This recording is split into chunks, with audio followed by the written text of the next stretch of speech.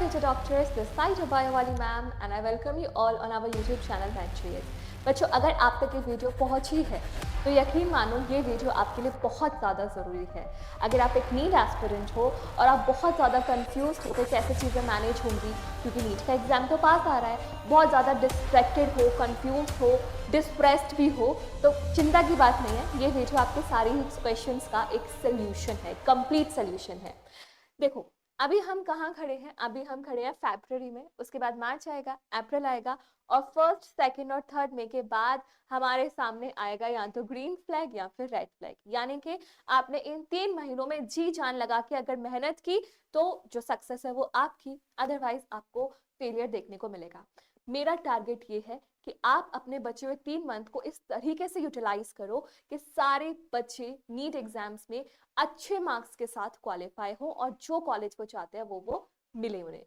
तो देखो बच्चों, जो भी बच्चे नीट की तैयारी कर रहे हैं वो मैं उनको 3 कैटेगरीज में बांट लेती हूँ।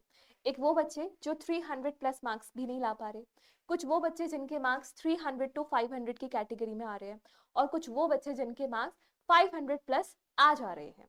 तो आज जो मैं बातें बताने जा रही हूँ वो तीनों सेक्शन ऑफ स्टूडेंट्स के लिए इक्वली एप्लीकेबल होने वाली है। आप फोकस के साथ मेरी बात को सुनना और उनको इम्प्लीमेंट करके देखना और आपको विद इन 1 मंथ इंप्रूवमेंट देखने को मिलेगा। इस बात की आपकी बायो वाली मैम गारंटी ले रही है।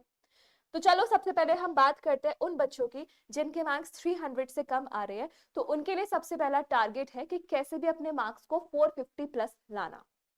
ऐसे बच्चों के लिए सबसे पहले टिक है अवॉइड डिस्ट्रैक्शंस। आप फोन का यूज करते हो ये वीडियो लेक्चर्स देखने के लिए, बट मुझे पता है कहीं ना कहीं आप उसको मिनिमाइज करके इंस्टाग्राम में चले जाते हो, फिर स्क्रॉल करते रहते हो, हंसते हो, शेयर करते हो अपनी रील्स को और फिर at the end of the day पछताते हो कि यार मैंने अपना टाइम वेस्ट कर दिया। पछतावा होता है क्योंकि आप नीट एस्पिरेंट हो, आपको इतनी सेल्फ अवेयरनेस है कि मैंने गलत किया, लेकिन कैसा हो अगर आप उस गलत काम को पहले ही रोक दो। बहुत इंपॉर्टेंट है ये। अब अपने सारे डिस्ट्रैक्शंस को हटाओ।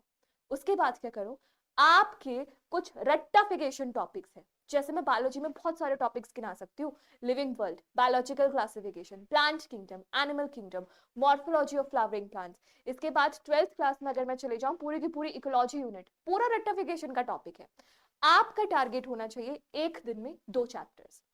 आपको एक बार एनसीईआरटी पढ़नी है सारे टॉपिक्स की और शॉर्ट नोट्स बनाने हैं, फोकस से सुनना शॉर्ट नोट्स।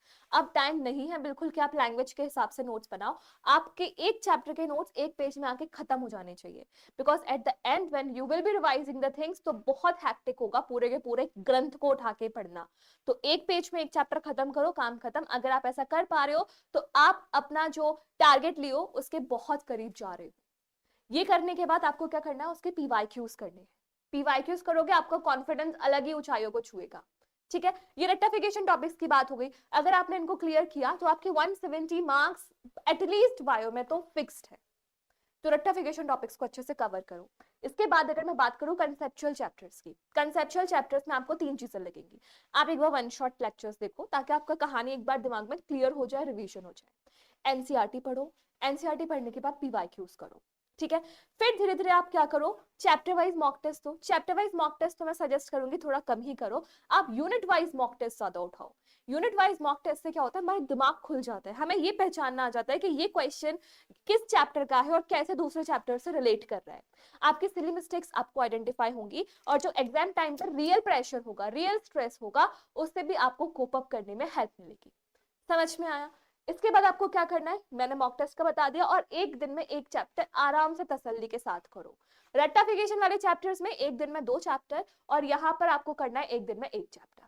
ठीक है, इसके बाद मैं बात करती हूँ उन बच्चों की जिनके मार्क्स 300 टू 500 के बीच में आ रहे हैं, यानी कि कहीं ना कहीं आपका 60% सिलेबस कंप्लीटेड है। कुछ चीजें हैं जो आपसे छूट रही हैं, अगर आप उनको राइट ट्रैक पे ले आए तो आपके मार्क्स भी राइट ट्रैक पे अपने आप आ जाएंगे। तो सबसे पहली बात, target of syllabus completion by 15th March.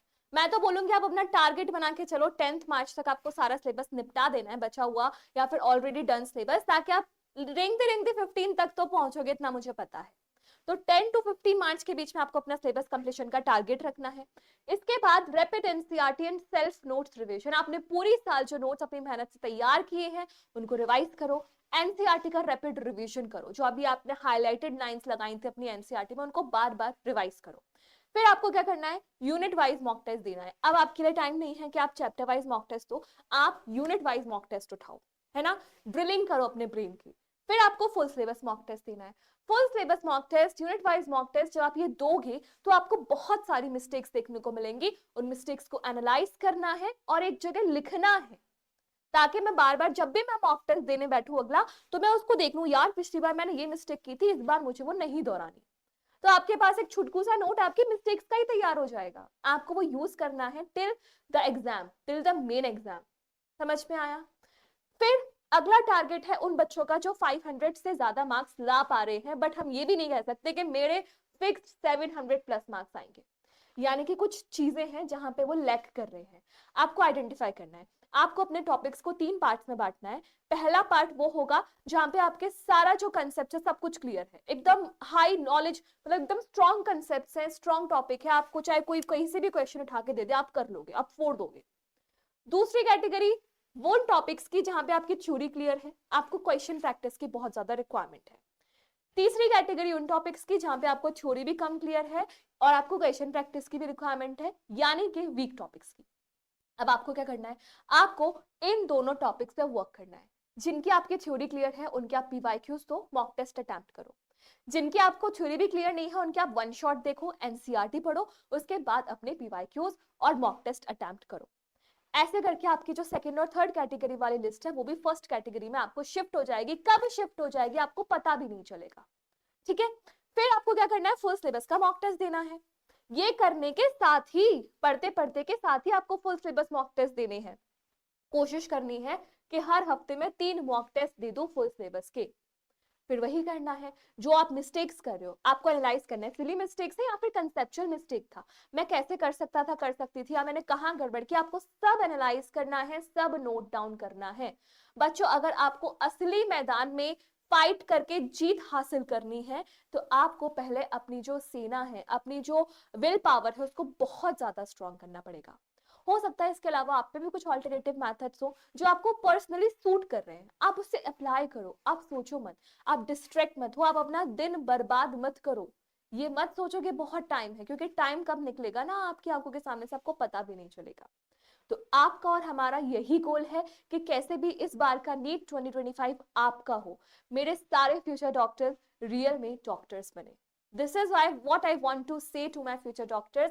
Your bio वाली मैम wishes you बच्चों ऑल द वेरी बेस्ट। आप पढ़ो, जी जान लगाओ और नीट 2025 में आपको ही सक्सेस मिलेगी।